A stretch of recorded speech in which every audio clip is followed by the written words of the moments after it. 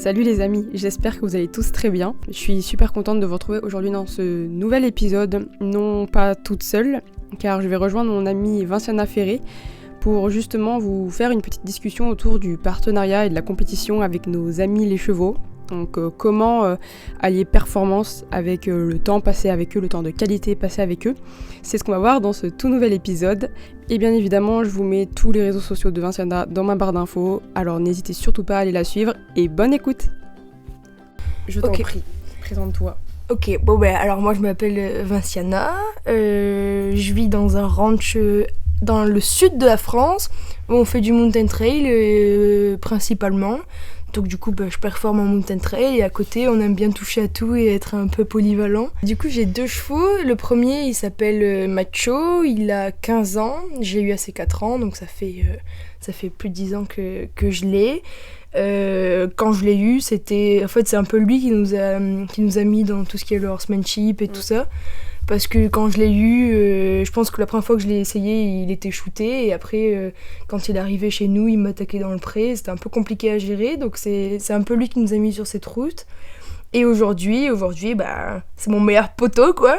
Et donc, tout va bien et tout. Et Joyce, elle a 3 ans et demi. Elle va sur ses 4 ans, là. Et elle, c'est une petite pain que j'ai eue à ses 6 mois. Et du coup, on a fait toute cette petite vie ensemble. Voilà. Trop mignon. Mais ouais, parce que du coup, toi, t'es à fond dans le mountain trail, évidemment. Et t'as fait beaucoup de compètes, notamment avec Macho, forcément. Et plusieurs fois champion de France, il me semble. Ouais. C'est vrai, combien 4 fois champion de France de notre catégorie et 2 fois champion de France, toutes catégories confondues. Ouais. Mais moi, j'avais vu sous une de tes photos, tes photos Instagram, la description c'était soulever des montagnes. Oui, mais si ça vient en complément des petits moments. Oui. Pour moi, ça veut tout simple. dire parce que c'est vraiment la base de ce qui fait ma relation avec mes chevaux.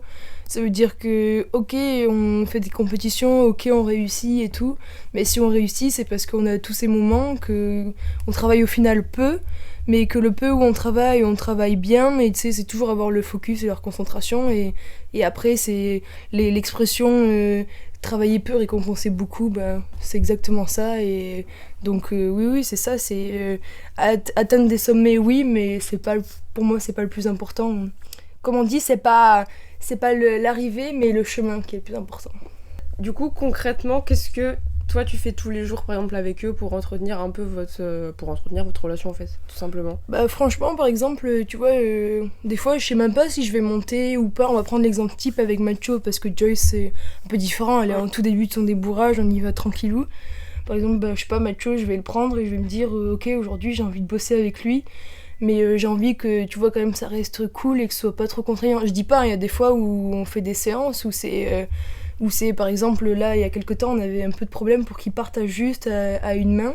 Et donc, tu vois, c'est du boulot relou, tu vois, c'est refaire. Sur le plat. Voilà, à part ces moments-là, tu vois, souvent, je le prends et je me dis, ok, je vais m'amuser un peu, je sais pas, je prends un obstacle.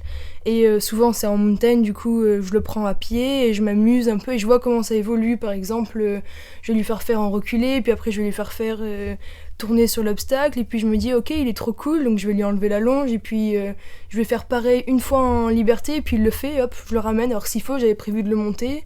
Et en fait, je fais jamais de séance où je prévois vraiment ce que je vais faire, à part vraiment si on prépare une grosse échéance. Mais en fait, je pense que ce qui fait nos séances, c'est le fait de rien prévoir à chaque fois. Voilà. Laisser place à l'imprévu, puis s'amuser. Ouais, c'est ça. En fait, c'est kiffer. Et pourtant, des fois, c'est hyper contraignant et mentalement et tout. Des fois, on va travailler que 10 minutes, mais mentalement, c'est pire que certains chevaux qui font une séance de 2 heures parce que ça lui a demandé une concentration énorme. Et après, le tout, c'est savoir écouter au mieux son cheval. Des fois, même moi, encore aujourd'hui, je me dis, putain, je leur en demande trop. Et on s'en rend compte. Mais le plus important, c'est de s'en rendre compte et d'essayer d'après d'évoluer en fonction de ça. Avec Joyce, est-ce que tu as des objectifs vraiment ou tu vas faire en fonction d'elle? Franchement, objectif, c'est kiffer. Kiffer, je me lance rien, bien sûr. Aujourd'hui, tu me dis qu'est-ce que tu rêverais de faire avec elle? Je rêverais de faire du mountain shooting.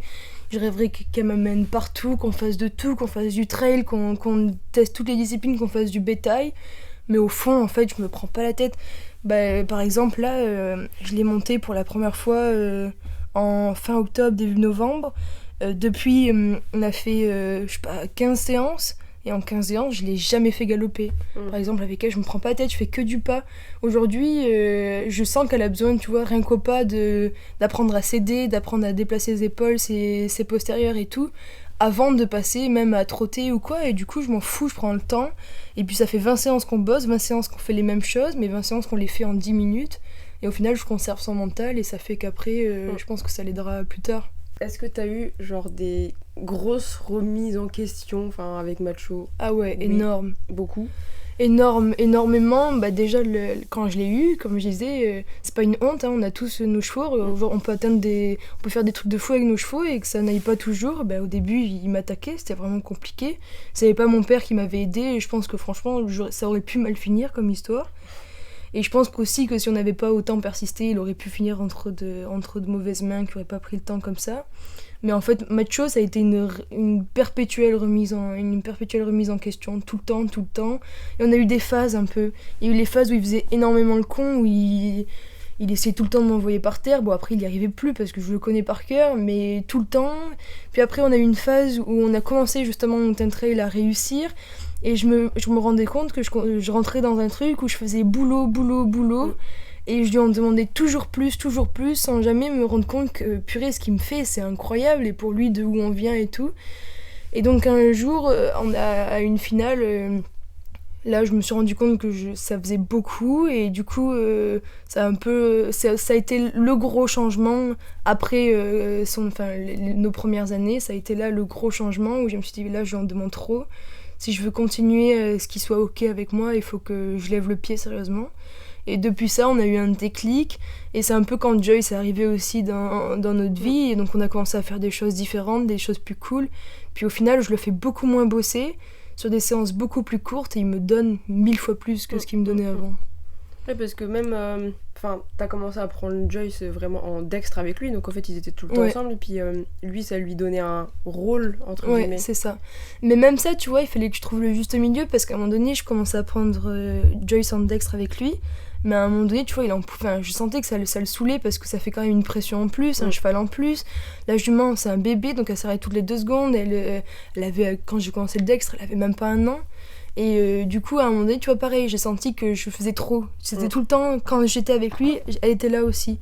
Du coup, j'ai senti qu'il fallait que je lève le pied, que j'ai aussi des moments qu'avec lui, et qu'il fallait pas... Même ça, au final, c'est des petites remises en question, mais c'est quand même des trucs qu'il faut régler. Le tout, c'est de les écouter, quoi. Enfin, d'essayer, en tout cas. C'est ça. Et toi, du coup, tu penses vraiment à fond que on peut faire de la compétition, même au niveau, tout en gardant cet esprit de partenariat? Ah ouais, pour moi, c'est primordial. Évidemment, il y a des chevaux, tu peux les robotiser, tu leur expliques leur job. Il suffit qu'ils aient les bons codes et qu'ils comprennent la notion de confort-inconfort et que le cavalier soit capable de leur donner. Il sait que, ok, je fais ça, après il me laisse tranquille, du coup je fais ça, mais et à côté de ça, il me ramène au box et je fais job, box. Et il y a des chevaux avec qui ça marche, mais bon, pour moi, t'enlèves la personnalité du cheval et c'est plus du tout intéressant. T'as un espèce de truc robotisé. Et d'accord, c'est pénible, hein, des fois, quand t'as ton cheval qui pète en l'air ou quoi, mais bon, c'est quand même ce qui fait leur personnalité et c'est ce qui fait qu'on a un truc avec eux. Donc pour moi, c'est primordial. Pour moi, je sais que certaines personnes sont capables d'y arriver sans, mais moi, je sais que personnellement, j'arriverai jamais à être performant, en tout cas sur le long terme, avec mes chevaux sans ces moments-là. C'est clair, tout à fait d'accord. C'est un partenariat et puis... Ouais, c'est ça. C'est une relation de confiance, puis on n'est pas là pour les éteindre non plus. Ouais, c'est ça. Ils sont là pour kiffer, en fait, aussi avec nous. Mais ouais, moi je sais qu'à une période de notre vie avec Macho, c'était tellement compliqué que du coup je le bossais tout le temps dans la contrainte, et je le perdais un peu, et je l'ai un peu éteint, et c'est ce qui a fait qu'aujourd'hui il se frustre assez vite et tout. C'est qu'à partir du moment où tu leur enlèves ce truc de ok, on peut bosser ensemble, mais laisse-moi être qui je suis quand même, si tu fais pas ça, après ça en fait des robots, quoi. C'est ça. On veut pas bosser avec des robots. C'est pas cool. Non, c'est pas cool. Et est-ce que tu fais partie des gens qui pensent que quand l'humain il est bien dans sa tête, l'animal aussi? Ouais. Et inversement? Oui. Je pense que ça joue, et l'un peut déteindre sur l'autre aussi, évidemment.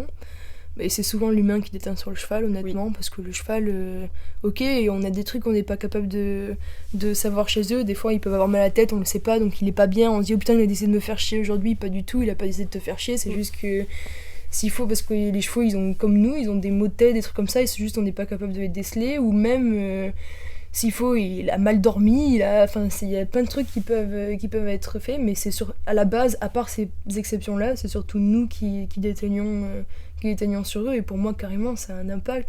Si le matin, tu te lèves, t'es de mauvaise humeur, t'as les sourcils fermés, forcément, quand tu seras à cheval, t'auras les jambes fermées, t'auras les mains fermées, alors que si tu rigoles, tu respires, bah là, de suite, le cheval, il le prend différemment, et voilà, et on a un peu un dicton au mountain trail que mon père dit à tous les cavaliers, et que c'est un peu maintenant la phrase, c'est même si ton cheval il te casse les pieds, même si t'as envie de lui mettre une tarte, souris et rigole.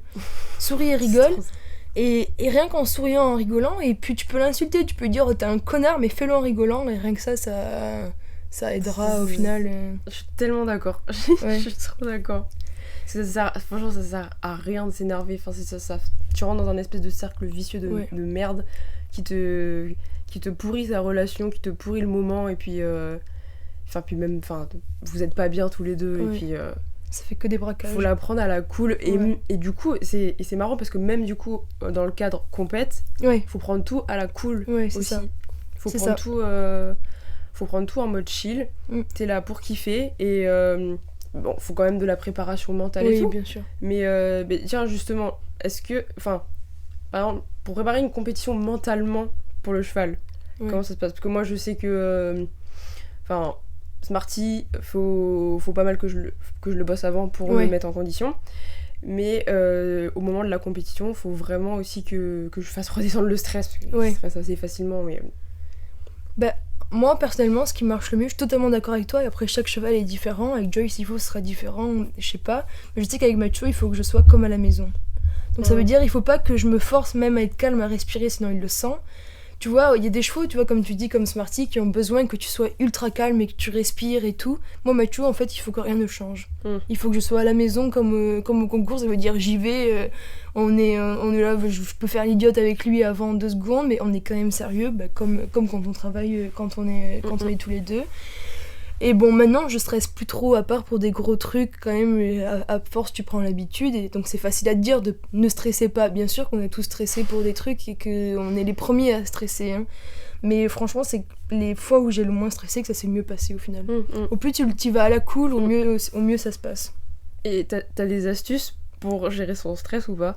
Alors, franchement, moi... le mieux, stressé, pour moi, c'est tu descends de cheval, et puis tu marches, et moi je fais bosser mes chevaux par exemple, mais pas forcément en selle, parce qu'en selle tu vas vite te crisper, tu vas vite faire des trucs. Moi je les fais bosser et je travaille leur mental, je travaille leurs pieds, que leurs pieds soient en accord avec ce que moi je leur demande. Je les mets sur des cercles, je fais des trucs, et si je stresse j'essaie de penser à autre chose, mais ouais, en fait c'est bosser. Quand on dit occupe les pieds de ton cheval s'il stresse ou quoi, bah ça marche pareil avec l'humain, hein. Occupe tes pieds, occupe tes mains, et fais autre chose et pense à autre chose. Bouge, mets-toi en mouvement, et puis ça, tu penses à autre chose. Non mais c'est complètement ça. Merci beaucoup pour ton petit partage, ça fait et tes conseils, parce que ça fait toujours plaisir, et puis c'est toujours hyper intéressant. Et merci à toi, merci à vous. Tu veux faire mon outro ? Vous voulez que je vous fasse un petit poutou ? Des petits poutous. Non, abonnez-vous, commentez, abonnez-vous partagez. Au compte de Vinciana, bien évidemment, qui sera dans la barre d'infos. Ah, merci, je compte ça sur fait plaisir. Et puis continuez avec vos chevaux, progressez toujours, et c'est ok d'aller mal, et c'est ok de pas toujours être ok d'ailleurs. Et puis ça va le faire, tous ensemble on va le faire. Alors à bientôt. Alors go go go. Ouais. Ciao.